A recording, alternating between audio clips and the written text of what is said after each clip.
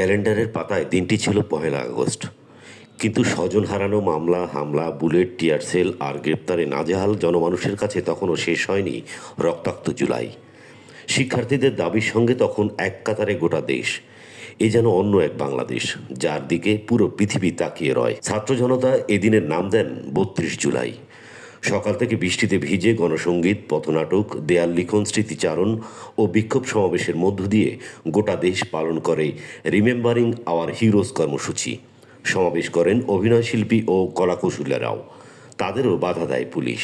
এদিকে দুপুরে ডিবি কার্যালয় থেকে ছেড়ে দেওয়া হয় আন্দোলনের ৬ সমন্বয়ক হাসনাত আবদুল্লাহ, নাহিদ ইসলাম, সার্জিস আলম, আসিফ মাহমুদ, বাকের মজুমদার ও নুসরাত তাবাসসুমকে।